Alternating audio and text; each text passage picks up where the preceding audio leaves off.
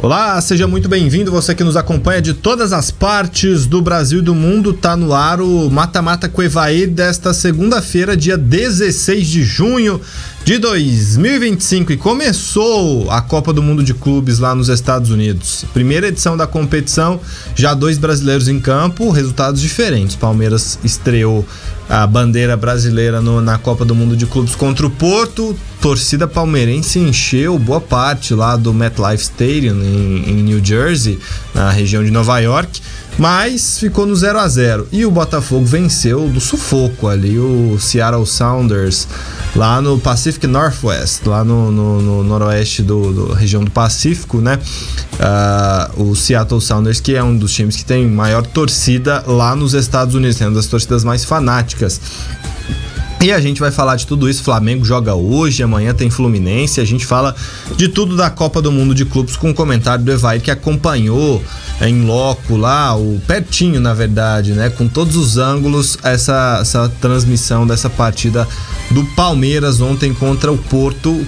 Não foi um pouco decepcionante. A gente vai ouvir o que ele diz pra gente daqui a pouco. Aqui comigo na bancada tá a Janaína Carvalho. E aí, Janaína, tudo bem? Tudo jóia. Eu acho que o torcedor, de modo geral, ficou feliz, né? Porque não perdeu, empatou, não era o que queria. Não, mas eu acho que mas não era o que queria, né? É porque todo mundo queria uma vitória. Porém, poderia ter sido pior. Eu acho que já tinha muito torcedor palmeirense com a crença na vitória ontem sobre o Porto. Por isso que eu acho que foi frustrante, até pelo futebol que o Palmeiras jogou. Porque o Palmeiras, boa parte do tempo, dominou o Porto. E teve as melhores chances. O Everton fez uma defesa ou outra, mas aquelas 3 em sequência do goleiro do Porto foram incríveis ali, gols perdidos. Cláudio Ramos fez milagre, né? Exato, ele substituiu, né, o Diogo, que é o goleiro titular do Porto, que não pôde jogar, e aí ele fez tudo isso e salvou o time português de uma derrota. Bom, vamos falar mais a partir de agora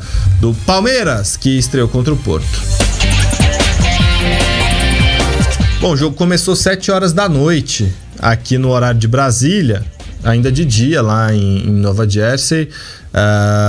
E muitos torcedores palmeirenses, desde mais cedo, naquelas ativações que o Palmeiras fez em alguns shoppings da região, muitos torcedores, o pessoal chegou cedo lá, todo mundo com a bandeira do Palmeiras, camisa do Palmeiras, e gritava no shopping. Acho que os americanos que passaram por ali para fazer uma compra até se assustaram de onde que vieram esses torcedores, quem é esse clube, muitos não conhecem, né? Até porque o futebol não é o esporte mais popular dos Estados Unidos, e passaram a conhecer o Palmeiras. E aí, no MetLife Stadium, o Palmeiras dominou boa parte da partida, mas não conseguiu vencer, Janaína Carvalho, o Porto, e teve boas chances, né? O goleiro do Porto, como a gente disse, fez milagres, sobretudo naquela defesa tripla. Mas você acha que o sentimento é de frustração, de tá ok, ou de ânimo? Eu acho que fica ali na metade do caminho, tá? Que não pode nem ficar triste, porque poderia ter sido pior, poderia ter perdido, apesar do Palmeiras ter sido um pouco superior durante a partida, mas claro que o torcedor esperava uma vitória. E eu acho que o maior pecado do Palmeiras ontem foi nas finalizações, né? Errou muito na hora de finalizar. Sim. E foi o que custou aí esse empate, tanto do Porto quanto do Palmeiras, né? Erraram bastante. O Palmeiras finalizou mais, e mais ao gol, inclusive. Teve 5 finalizações ao gol, das quais 3 foram naquela mesma jogada. O Everton fez uma grande defesa também lá no primeiro tempo. O Porto, dos times mais conhecidos da Europa, eu não vou incluir o Red Bull Salzburg aí não, da Áustria, que tá num grupo que nem tem brasileiro, né? Tá no grupo do Real Madrid. O Porto tem uma temporada que tá um pouco abaixo. No Campeonato Português, como a gente disse, ele se classificou mal, né? Para a próxima Liga, classificou para a Liga UEFA, para a Liga Europa. Acho que nem conseguiu avançar para a Liga dos Campeões, que o Sporting foi campeão e o e o Benfica ficou em segundo. Os times disputaram o título até o final e o Porto quase perdeu a posição pro Braga ainda. Ficou disputando com o Braga até o final. Numa temporada com 50 partidas, contando com essa ontem já, o Porto venceu 28, empatou 9, perdeu 13. Isso pro Porto é perder 13 no Campeonato Português, perdeu 7 vezes. Isso aí é muito raro para um time como o Porto ou como o próprio Benfica. Ganhou só a Supertaça, foi eliminado bem cedo na Taça da Liga e na Taça de Portugal, também não foi muito longe na Liga Europa, e agora está no Mundial de Clubes. Então é dos europeus que os brasileiros vão pegar, talvez o mais tranquilo, e a gente esperava por isso uma vitória do Palmeiras, mas também acho que dá um choquezinho de realidade. Vamos ouvir o que disse o Evair sobre esse jogo de ontem lá em Nova Jersey. Evair, fala pra gente o que você observou do Palmeiras nessa estreia contra o Porto aí nos Estados Unidos. Olá, amigos do Mata Mata. Olá, Rafael. Olá, Janaína. Tudo bem com vocês? Joia. Então, o pessoal me perguntando se eu gostei do jogo ontem. Não tem como gostar, né, de um empate da maneira que foi. O Palmeiras é um time que dominava, mas mesmo assim tomava uma pressão. Uma coisa ficou bastante certa durante o jogo, foi a condição física do Palmeiras, né? Muito melhor, as substituições surtiram efeito, criou oportunidades, mas não conseguiu fazer o gol, não conseguiu sair com a vitória.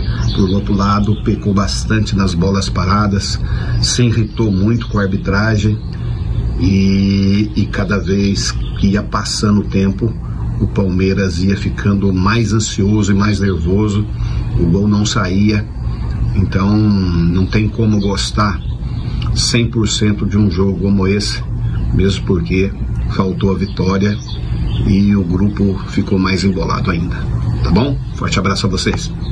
Valeu, Evair. Evair que tá de volta aqui à bancada amanhã. Hoje ele ainda tá por lá e aí ele vai fazer o voo, por isso que não tá aqui presencialmente conosco na bancada, mas sempre faz a análise aqui pro torcedor. E ele tá frustrado. Ele faz no grupo parte. Dos frustrados. Antes da gente seguir aqui, dou um recado importante. Vou falar daqueles craques, aqueles que jamais vão te deixar na mão. Super híbridos da BYD. Craques da tecnologia, design e economia. E você pode ter economia de até R$20 mil por ano. Não só com combustível, também com a isenção do desconto do IPVA em diversos estados. Com os super híbridos da BYD. O BYD Som Plus, por exemplo, é um SUV que roda até 1.200 km sem precisar parar para abastecer ou carregar. Tem uma tela multimídia maravilhosa de mais de 15 polegadas e teto solar panorâmico. O BYD King, para você que gosta de sedã, tem um consumo equivalente a 44 km por litro, além de ser sinônimo de elegância, confiabilidade e eficiência. O BYD Som Pro é o SUV perfeito para o dia a dia, 68 km de autonomia elétrica para você não se preocupar com combustível. E todos eles com a melhor garantia do mercado, 6 anos para os carros e 8 anos para a bateria. Visite agora a concessionária BYD mais próxima de você e faça um test drive. BYD, construa seus sonhos. Bom, o fato é que nesse grupo do Palmeiras aí tá tudo igual, né? Porque na primeira rodada o Al-Ahly ficou, no primeiro jogo desse grupo, melhor dizendo, o Al-Ahly ficou no 0-0 com o Inter Miami. O Inter Miami, o goleiro fez até uma defesaça, o goleiro do Al-Ahly ficou no 0-0. Então, quer dizer, ninguém marcou gol, ninguém tomou, ninguém ganhou, ninguém perdeu. 0-0, tá tudo lá, 1 ponto e todo mundo com 0 de saldo. E um joguinho bem xoxo também, né? Eu esperava muito mais dessa partida de estreia. Foi, mas vamos ouvir também os personagens do Palmeiras. O Abel falou em frustração, que é mais ou menos aquilo que eu disse aqui também. Eu senti que muitos palmeirenses ficaram frustrados, embora a Janaína disse que sentiu que tá ok. Vamos lá, vamos ouvir o que disse o Abel Ferreira. Agora o sentimento é esse, frustração pelo resultado, porque muito sinceramente, mas o futebol é assim e nós temos que o aceitar. Imaginem, se este goleiro é o suplente, imaginem a qualidade do titular, né? Se este é o suplente e em 5 anos fez 30 jogos, imaginem como deve defender o principal, né? Mas o futebol é mágico por isto. E a outra é de orgulho, porque eu sabia que os nossos jogadores iam jogar da nossa maneira. É verdade que no início do jogo E o gramado, ao contrário do que eu estava a dizer ontem, conseguiu aguentar-se, apesar de seco, não tinha relva seco. Felizmente, eu não sei qual é o padroeiro da chuva, mas choveu, garoou, foi ótimo, velocidade no jogo, a bola não quicou tanto, era mais fácil dominar e mais fácil passar, conseguimos impor ritmo no jogo e criámos oportunidades suficientes, na minha opinião, quer na primeira, quer na segunda.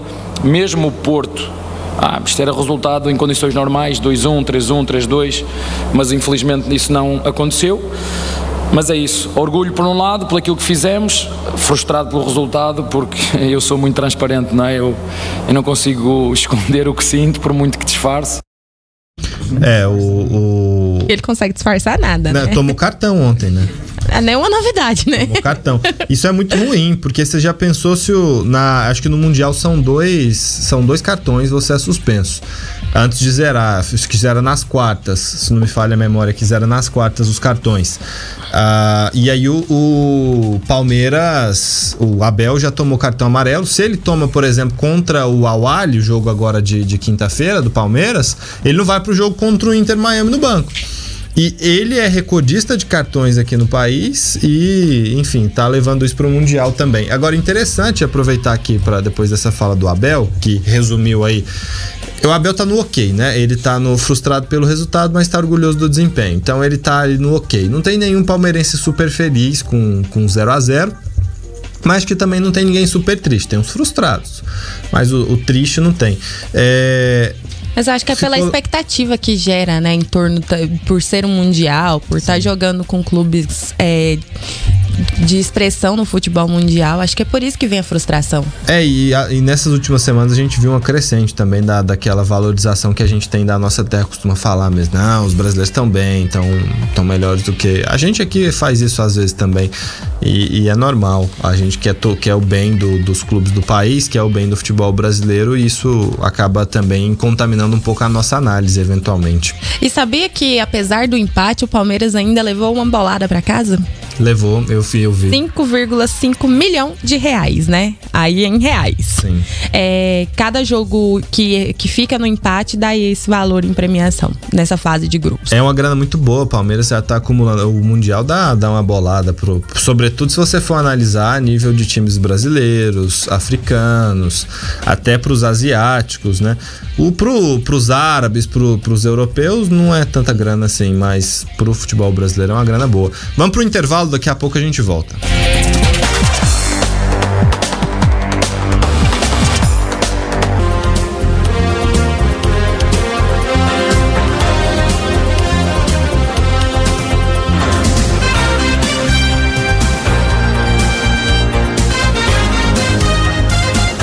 Estamos de volta com o Mata-Mata. Torcedor, fala pra gente, você ficou animado, torcedor do Palmeiras, que tá aí do outro lado, e também torcedores dos outros times, vocês ficaram animados com a estreia do Palmeiras e do Botafogo? Botafogo a gente vai falar daqui a pouco. Mande aí pra gente pelo 62-3706-4007, lá nas nossas redes sociais, @Mata-Mata com Evair. O Estevão ficou, Janaína, animado com a estreia do Palmeiras. Ficou? Ele foi eleito o melhor do jogo. Ele que tava dando uns mortais lá na beirada do campo, né?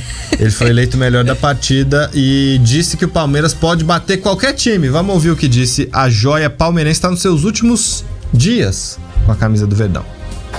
A gente veio para mostrar que a gente é o Palmeiras. A gente tem jogadores de ótima qualidade, a gente sabe da nossa capacidade, do nosso desempenho. Então acho que a gente mostrou hoje que a gente pode bater de frente com qualquer time, sabe? Que a gente tá aqui para mostrar que a gente é o Palmeiras, representar o Palmeiras, a identidade de Palmeiras. Então, como você falou ali, a gente conseguiu impor nosso jogo, conseguimos ter um bom volume de finalizações, de ataques. Mas, cara, o que vem esse jogo é gol. E faltou isso pra gente hoje. Então, é melhorar cada vez mais, trabalhar mais para ter mais eficiência e seguir firmes e trabalhando pro próximo jogo. Gol é tudo, né? Se não tiver gol, não tem vitória, né? Mas, a FIFA diz, quem somos nós pra questionar, né? Que o Estevão é o melhor ali do Palmeiras. Foi o melhor do jogo ontem. Mas as chances dele continuar com essa crescente dentro das próximas partidas também é grande. Quem gosta de vê-lo no Mundial é o Chelsea, porque ele já vai pegar a experiência contra times do futebol europeu. No caso, pegou o Porto, pode ser que pegue nas oitavas um outro europeu, um Paris Saint-Germain, um Atlético de Madrid, por exemplo. E aí grandes chances, né? Exato, são adversários que o Chelsea pega eventualmente numa Liga dos Campeões, em outros campeonatos europeus europeus, enfim. Agora, antes da gente passar a régua no Palmeiras, não dá pra deixar de falar da torcida do Verdão, né? Nossa, invadiram os Estados Unidos, né? Invadiram os Estados Unidos. Eu não sei, eu acho que só do Flamengo vai dar pra gente poder comparar, né? Porque tem os brasileiros que moram nos Estados Unidos que são flamenguistas e tem os brasileiros que viajam para os Estados Unidos para acompanhar a Copa do Mundo de Clubes e, evidentemente, o Flamengo. Agora, mais de 40 mil torcedores ontem no MetLife Stadium, que cabe ali seus 80, 85 mil. Então, quer dizer, metade do estádio só tinha gente, mas é um público do tamanho da Allianz Arena, do Allianz Parque, por exemplo, do estádio do Palmeiras. E praticamente só tinha palmeirense. Muito palmeirense, assim, o pessoal que tava lá disse que chegou a essa proporção, não dá nem pra comparar, mas se você fosse pegar a proporção do palmeirense pro portista, o torcedor do Porto, era ali de 20-1, porque quase não tinha. Tem os portugueses que talvez morem naquela região, um ou outro que viajou, até porque, ao que parece, o torcedor europeu não abraçou tanto também essa competição ainda, vamos ver, né, a primeira edição, vamos ficar de olho pra ver o que acontece. E também não tem tanto português quanto brasileiro lá nos Estados Unidos, né? Então, embora essa região do Nordeste dos Estados Unidos seja que tem mais portugueses no país. E aí o Abel elogiou e citou e falou da grandiosidade da torcida do Palmeiras. Vamos ouvir o que disse o comandante do Verdão. Daqui a pouco a gente ouve. Acho que as pessoas podem ver a grandeza do Palmeiras, sobretudo os portugueses. Portugal tem 10, 11 milhões de habitantes. Palmeiras tem 16 milhões de torcedores e o Brasil tem 200 milhões de habitantes. Portanto, hoje, como tu disseste bem, a maioria era nossa, estávamos a jogar em casa. Este é o Palmeiras. E nós tivemos a força também dos nossos torcedores, do início até ao fim. Foi pena nós não os presentearmos com uma vitória que era merecida, mas faz parte, é futebol.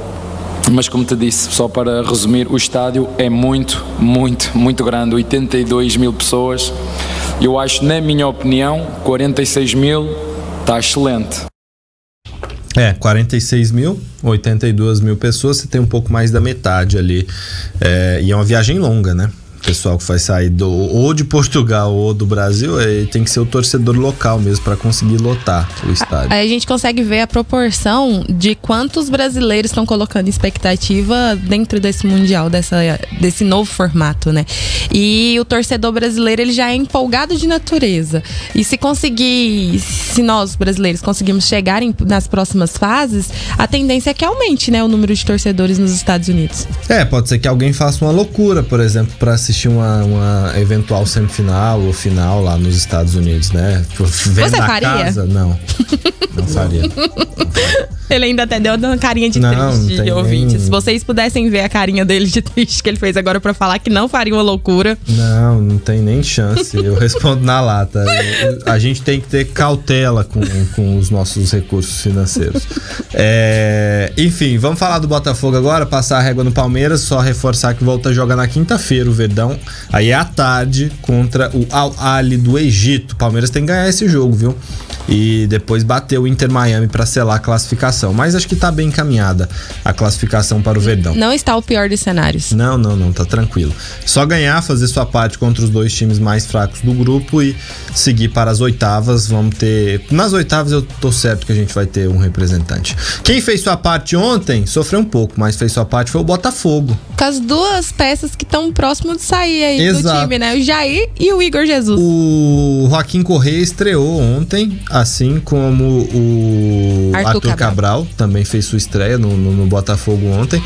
E o Jair, como você disse, zagueiro que vai para o futebol europeu, vai para o Nottingham Forest da Inglaterra, anotou o primeiro aos 28 da primeira etapa, e o Igor Jesus no finalzinho, gol de cabeça ali, 44 do primeiro tempo, fez 2-0. Foi uma bela atuação do Botafogo no primeiro tempo, mostrou que é um time melhor, que tem capacidade, só que aí no segundo tempo sofreu uma pressão do Seattle Sounders.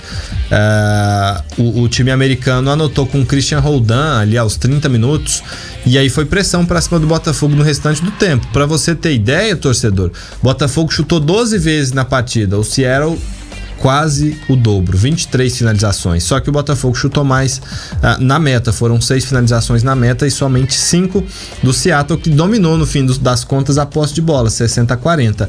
Então, para quem acha que o futebol dos Estados Unidos está muito distante do brasileiro, que o brasileiro está bem à frente, isso aqui mostra que não. Eu acho que é um recado e acho que o jogo entre Inter, Miami e Palmeiras também vai dar esse recado, porque o futebol americano evoluiu muito e o Seattle nem é o melhor time dos Estados Unidos nessa temporada.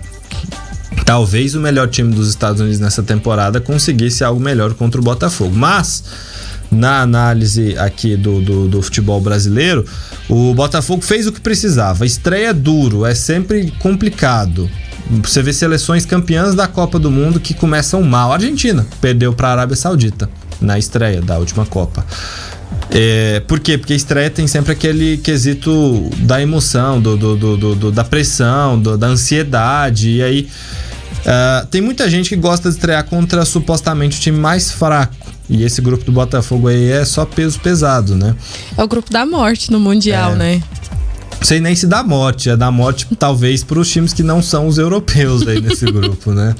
Mas o Botafogo fez o essencial, né? Conseguiu abrir o placar, ter a vantagem e depois soube sofrer durante o segundo tempo para poder conseguir segurar o placar, né? Que foi o importante, mostrando que diferente do que a gente imaginou, o Botafogo pode sim ter um potencial a mais, apesar de eu ainda não acreditar que ele consiga se classificar. Não, mas você acha que esse jogo credenciou o Botafogo para bater o PSG ou o Atlético de Madrid? Não, é isso que eu tô falando, apesar de eu achar que ele ainda não consiga se classificar. Você falou que pode ir além. Não, pode ir além do que a gente imaginou, porque mas eu pensei... O que a gente imaginava era que o Botafogo ia ganhar do Seattle. Sim, mas eu pensei que sofreria um pouco mais, que tipo, poderia sair atrás no... Não, sim, mas eu pensei que poderia sair atrás no placar e ter que buscar um resultado. E foi diferente, soube sofrer.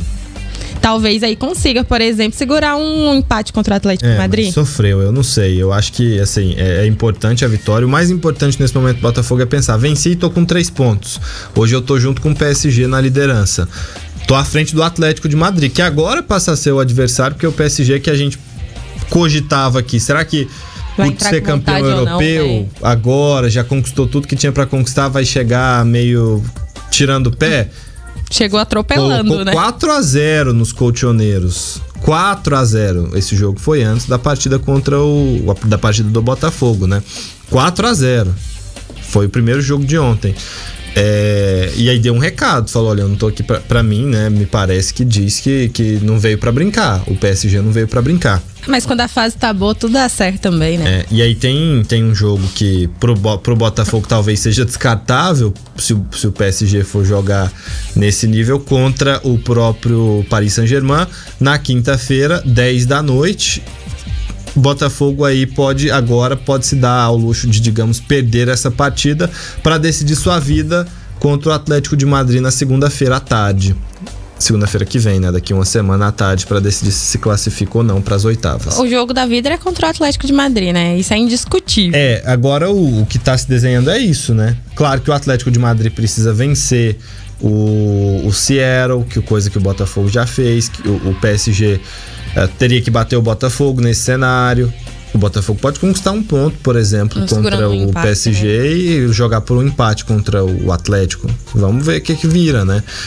É uma situação que esse grupo pode dar qualquer coisa. Me parece que o PSG vai passar tranquilo, e aí pode dar Botafogo o Atlético de Madrid aí no final. Mas vai que acontece uma zebra também e o Atlético de Madrid perde novamente. Pois é. Tudo pode acontecer. Foi o que eu disse. Pra esse cenário desse jogo decisivo aí, teria que o Botafogo perder pro PSG. A gente não sabe se vai perder. O PSG é favorito, mas você não pode afirmar que o Botafogo vai perder. E o Atlético de Madrid venceu o Seattle. O Atlético é favorito, mas também não significa que o Seattle vai perder esse jogo. O fato é que eu vou deixar pra gente abordar um pouco mais no próximo bloco, mas o Renato Paiva deu mesmo um padrão de jogo pra esse time, né? Deu cara pro Botafogo. Era um time que... Eu lembro daquele jogo contra o Estudiantes, foi o que eu vi, que pra mim foi o maior sofrimento. Teve vários outros que o Botafogo jogou mal, mas... Meu Deus, assim, era um time que não melhorava no início, mas não tinha tempo. O torcedor não queria saber, queria ir pra ontem, além do resultado, o desempenho. E não vinha. Aí vem a questão da paciência, né? Que tem que ter paciência pro resultado vir. Exato. A gente vai falar mais do Renato Paiva e do Botafogo no próximo bloco. Fique ligado.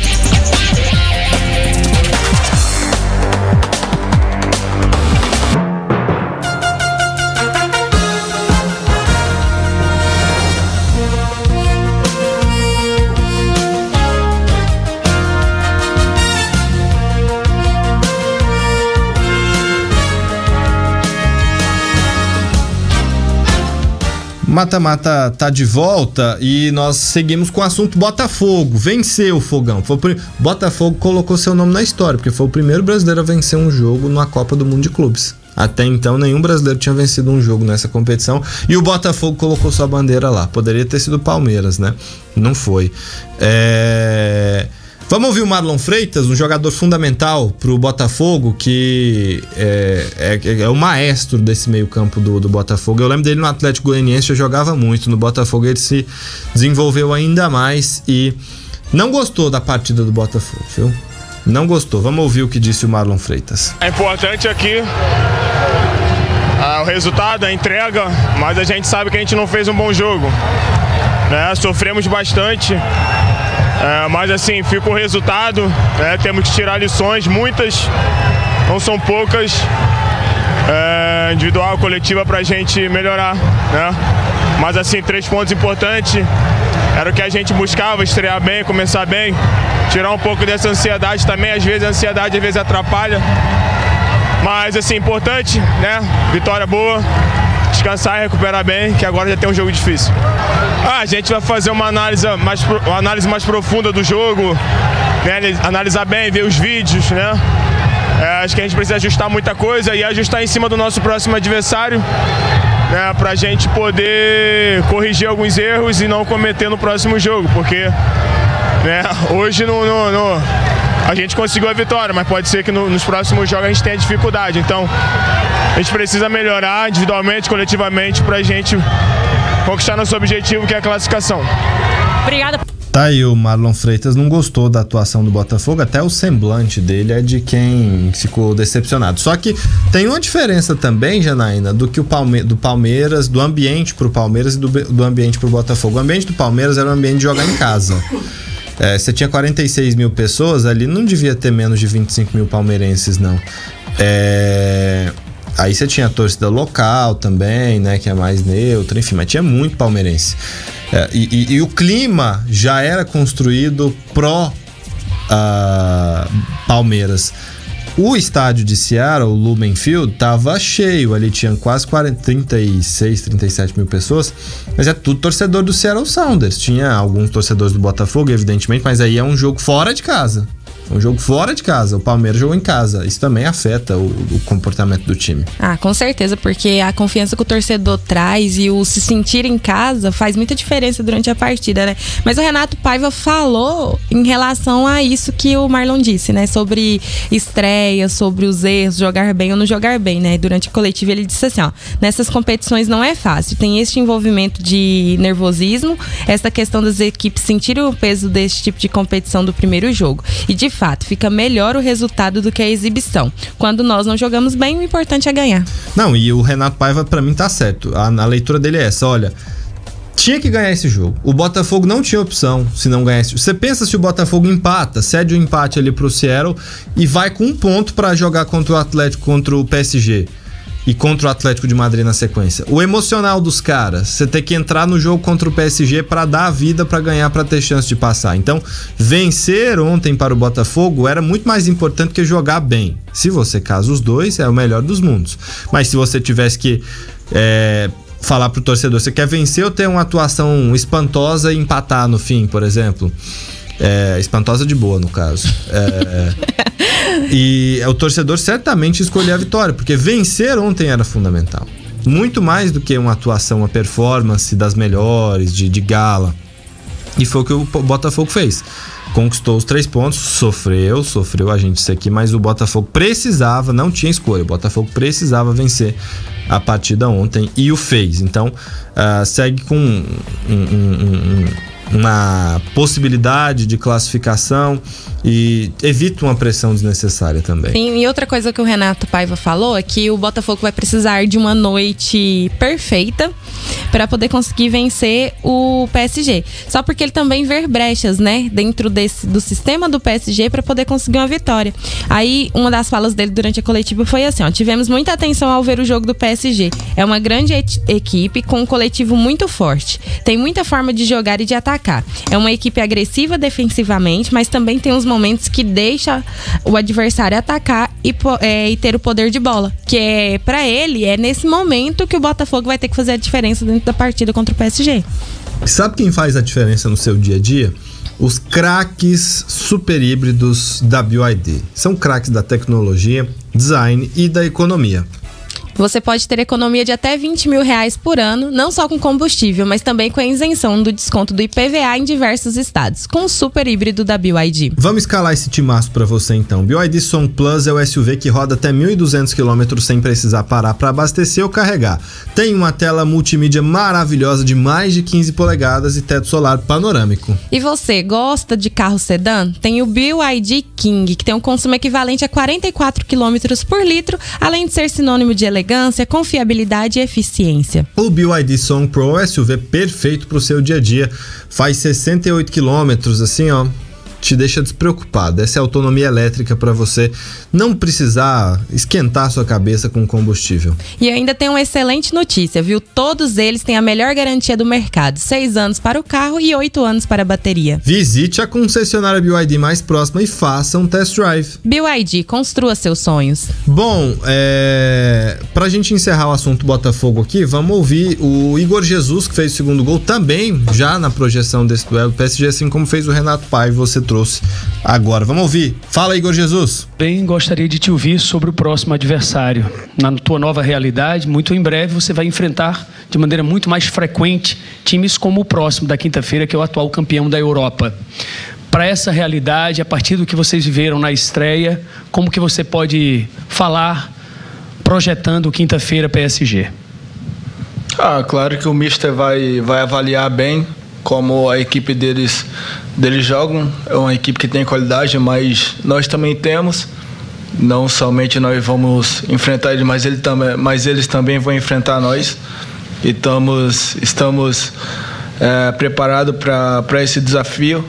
Claro que muitos duvidam de nós, mas sabemos a qualidade que temos. O Mister vai avaliar bem como a equipe deles jogam, para que possamos trabalhar em cima disso, para se defender bem, atacar bem e fazer os gols que pode nos custar a vitória.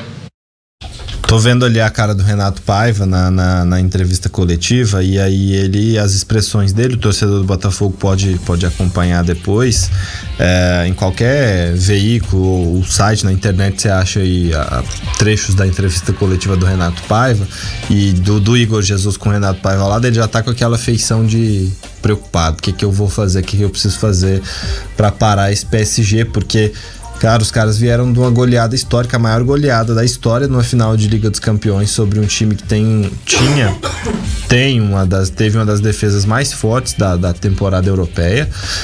Foi um domínio total, um passeio lá em Munique. E aí os caras chegam só com gols bonitos. Exato, e jogadas trabalhadas. Exato, né? Aí os caras chegam com essa fome lá no Rose Bowl, lá na Califórnia, e fazem 4-0 no Atlético de Madrid, que é outro time muito disciplinado defensivamente com o Simeone. E não deram chances, né? O Atlético de Madrid perdeu 1 ou 2 chances ali, mas foi um domínio total do PSG. Vitinha jogou muito. Então o Renato Paiva vai perder uns cabelos aí até quinta-feira. Aí vocês falam que eu sou muito expressiva, tá vendo? Renato Paiva também é. O Igor Jesus lá falando e ele levantando a sobrancelha, ele fechando a expressão, que ele já tava ali colocando os pauzinhos pra funcionar, pra pensar qual vai ser a solução pra essa noite perfeita que ele falou. Precisa de uma noite perfeita de fato. Agora, a situação do Botafogo tá ali, talvez tenha se desenhado, tenha ficado claro pro Botafogo que o duelo dele é com o Atlético de Madrid. depois dessa vitória, então acho que delineou melhor. Eu acho que a cabeça do torcedor sai mais anuviada e entende.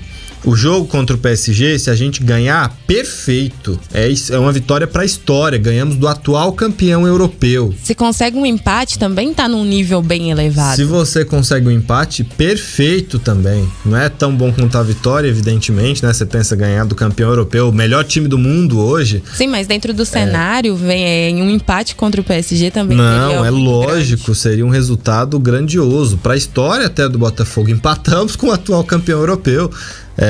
Num momento em que as diferenças do futebol brasileiro e europeu ainda são muito, muito gritantes, né? Como nos últimos anos.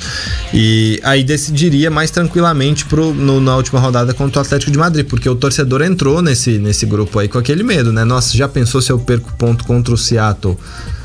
Já pensou? Aí minha Copa do Mundo de Clubes acabou na primeira rodada, porque depois tem PSG e Atlético de Madrid, enfim, mas agora ficou bem desenhado. O Botafogo pode, digamos, descartar... Dá pra sonhar com a classificação. Sim, o Botafogo pode descartar, digamos assim, esse resultado contra o PSG. Lógico que não vai fazê-lo, mas é um resultado descartável.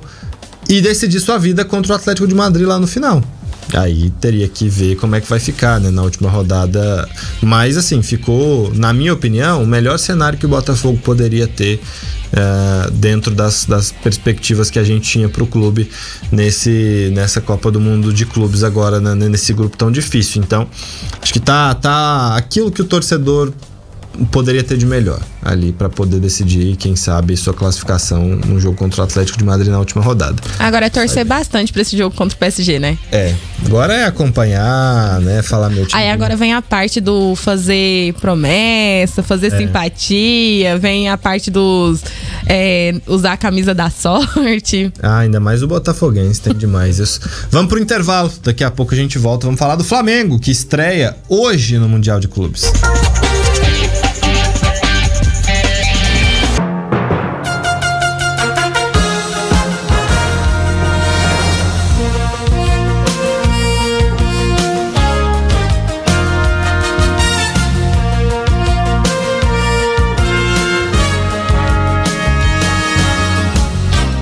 Estamos de volta aqui no Mata Mata com o Evair. E o coração do flamenguista hoje, como é que tá? Olha, depois que eu vi os outros jogos do final de semana, fica apreensivo, viu? Porque teve só jogos bons e adversários que a gente pensou que poderia ser um pouco mais fácil, que não foi tão fácil assim quanto a gente imaginava, né? E por outro lado teve o Palmeiras, quase ganhou do europeu já. Sim. Né? O Porto. Se tivesse caprichado melhor nas finalizações. E a gente falando aqui da quantidade de torcedores, agora eu vou precisar de ajuda. Como é o nome do time que vai jogar contra o Flamengo hoje? Esperança. Pra falar a pronúncia certa, viu, ouvintes? A pronúncia mais certinha seria Esperança, mas fala Esperança. Os torcedores também estão em grande quantidade nos Estados Unidos. Porque é um time da Tunísia e os tunisianos, o pessoal do norte da África é extremamente apaixonado por futebol. Os egípcios, os marroquinos, os tunisianos, enfim, o pessoal da Argélia também são extremamente apaixonados por futebol e certamente vai ter muita torcida do Esperança lá hoje. E eu queria descobrir quem foi o gênio que ensinou os gringos a falarem coisas que nós brasileiros falamos e contra o Flamengo. Não achei divertido, não. Quem ensinou o quê? Ensinaram a falar assim, ó. Chupa Flamengo. Ensinaram os gringos lá já a falar mas assim. Aí tem torcedor do Fluminense lá, tem do Vasco, tem do Botafogo. E a gente consegue ver o quanto o futebol, ele deixa as pessoas unidas, né? Porque são pessoas de diferentes lugares do mundo que se juntam pra torcer a favor ou pra torcer contra, né? O Flamengo tem uma dúvida só, Janaína, pro jogo de hoje. Qual? Na esquerda. Ou vai jogar o Ayrton Lucas ou o Alexandro. O Alexandro, ele participou da última atividade ontem. Mas ele não treinou nos outros treinos. Mas não treinou nos outros, exato. Não treinou nos outros dias. Ele tá um pouco desgastado por conta de ter servido a seleção na data FIFA e ele pode não jogar. Já o Flamengo de olho na partida contra o Chelsea na sexta-feira. O Jorginho, que foi o único reforço que o Flamengo inscreveu a tempo pro Mundial de Clubes, tem chance de ser titular, mas não é certo. O De La Cruz tá em transição, não vai jogar. Evidentemente é o único desfalque que o Flamengo tem. E o Filipe Luiz tá fazendo mistério, né, com a escalação. Então, a escalação tá mais ou menos encaminhada. Vamos lá. No gol, Rossi, evidentemente. Aí na linha de 4 ali atrás, Wesley na direita, Léo Ortiz e Léo Pereira. E aí a dúvida, Ayrton Lucas ou Alexandro, tudo indica que vai o Ayrton Lucas. O Ayrton Lucas jogou bem as últimas partidas que ele foi titular. Sim. E aí você tem aqui, acho que na defesa é muito óbvio, né? Não tem segredo pra ninguém. Tinha uma dúvida, porque gente, isso falhou o nome. Léo Pereira, Léo Ortiz. Não, na direita, o outro titular, o chileno, Varela. O Varela com o Wesley. O VAR. Não, é porque fala Vargas. Ah, tá. Aí eu interrompi porque não é Vargas, é o Varela. É, Varela. Mas começa com VAR também.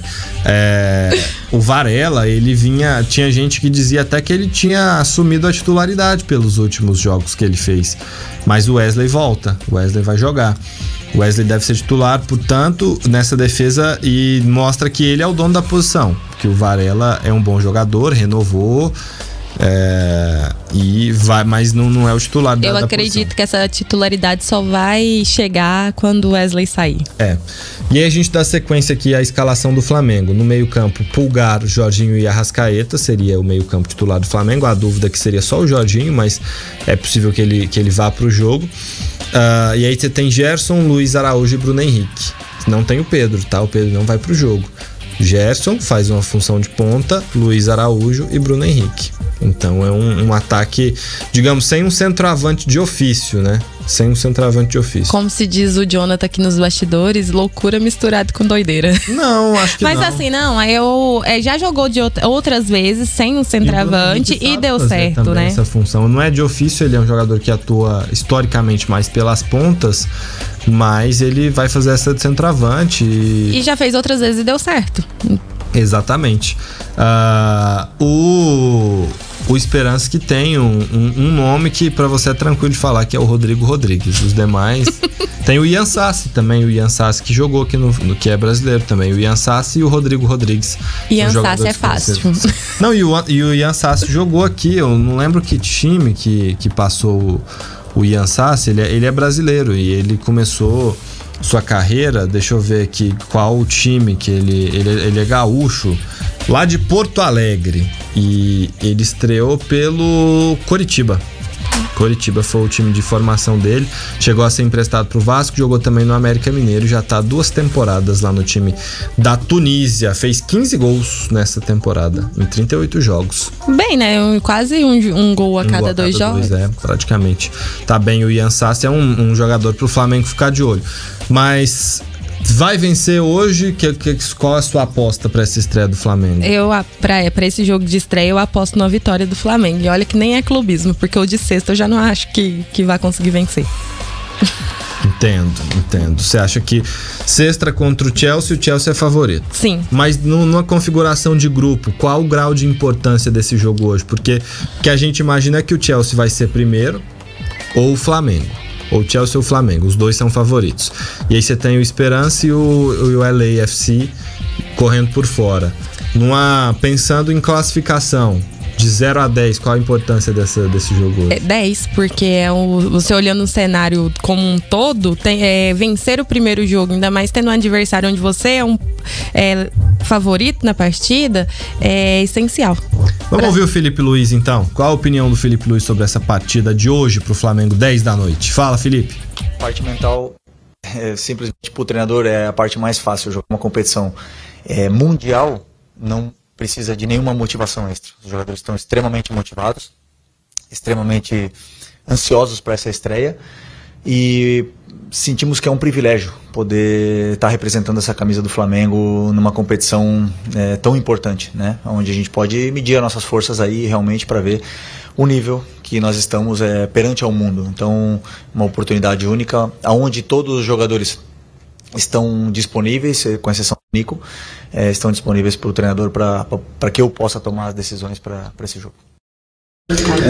Tá aí o Felipe Luiz, diz que não precisa de motivação, tá numa Copa do Mundo de clubes, tá numa competição com muitos dos melhores clubes do mundo, e o que ele falou ali que eu acho fundamental te dá uma ideia de como você tá em relação ao mundo. Você vai medir forças com boa parte dos melhores times do mundo, então vai te dar uma ideia de como você tá. Ultimamente a gente tem ido mal nessa medição de forças, né? O Botafogo, por exemplo, tomou 3 no ano passado, no Intercontinental. Quantas vezes, até 2012, 13, eu não me lembro aqui, o Brasil nunca tinha perdido, os brasileiros nunca tinham perdido naquela semifinal de Mundial, né? E aí todo mundo passou a perder, ninguém mais chegava na final, né? Teve o Grêmio, chegou contra o Real Madrid, Palmeiras, o Flamengo também chegou. O Flamengo contra o Liverpool, né? Mas praticamente todos eles perderam semifinais para times africanos ou até mexicanos. Não, mas se a gente for olhar no cenário do futebol brasileiro num todo, nem a seleção brasileira tá bem para medir força com times e seleções maiores. Então eu acho que o Felipe Luiz tem razão. É o momento de ver como que tá o cenário do futebol brasileiro a nível nacional, né? Perante o mundo, a nível mundial, no caso. Pra gente falar do Fluminense também... Mundial, não nacional, né? Porque viajei. O Fluminense joga só amanhã. E a azar do Fluminense, hein? Vai pegar o Borussia. Não, e o único reforço que o Fluminense contratou pro Mundial foi o Soteldo, que veio do Santos e teve uma lesão e tá fora da primeira fase. É inacreditável, né? Essa era a notícia que eu ia trazer agora. E eu te atrapalhei, foi Não atrapalhou não, era pra você trazer mesmo. E... Por outro lado, o John Arias chegou, que é o craque do time, vai estar lá pra jogar. Mas que coisa, né? Com o Soteldo, foi o único jogador que o Fluminense trouxe. Acho que o Renato Gaúcho já pensava o time com ele pra esse grupo, pra essa estreia contra o Borussia Dortmund. Tá fora do Mundial de Clubes o Soteldo e o John Arias tá lá. Eu acho que ele é a grande esperança pro Fluminense tentar surpreender o Borussia Dortmund e conseguir um resultado positivo na estreia. Como a gente já tinha falado aqui outras vezes, eu acho que ele é o melhor nome do time do Fluminense. Ele é um dos melhores do futebol brasileiro hoje. Sim. Eu falo sem medo que eu coloco o John Arias no top 3 aqui do futebol brasileiro hoje. Não, e voltando aqui no Soteldo rapidinho, o investimento do Fluminense nele foram 30 milhões. É muito dinheiro. É muito dinheiro pro investido pensando justamente no Mundial de Clubes para ele não jogar. Exatamente. É muita grana que foi investida no Soteldo e uma tristeza, né? Porque ele mesmo foi com muita expectativa para fazer sua estreia, pra jogar essa competição que vai acontecer só de 4 em 4 anos, ou seja, ele não tem garantia nenhuma de que ele vai ter outra oportunidade na carreira de jogar essa competição. E tá fora, né, da Copa do Mundo de Clubes. O Fluminense ainda vai treinar hoje para definir seu time, mas com exceção do Soteldo tem o elenco completo pro Renato Gaúcho montar o Flusão. E aí é outro que, assim, é difícil, mas quem sabe não consegue um empatezinho, né? Dá pra você mordiscar ali um empate contra o Borussia, talvez. Não seria nada impossível, né? O Borussia não fez a temporada mais brilhante, chegou nas quartas da Liga dos Campeões, mas conseguiu a sua classificação para a próxima liga via Bundesliga, via campeonato alemão, só na última rodada, que contou com um revés do seu adversário direto, que era o Freiburg, e venceu em casa a sua partida para se classificar. Então não seria nada do outro mundo a gente ver o Fluminense conseguindo ter pontos aí nesse jogo. Exatamente, vamos torcer. Janaína, chegamos ao fim de mais um Mata-Mata. Até amanhã. Até amanhã. Gente, obrigado pela companhia, pelo carinho da audiência. Amanhã a gente vai estar de volta aqui. O Evair também está na bancada. Hoje ele está fazendo o traslado de volta aqui para a bancada do Mata-Mata. Amanhã ele participa ao vivo aqui com a gente. Você sempre nosso convidado a acompanhar. Obrigado pela companhia, pelo carinho da audiência. Tchau.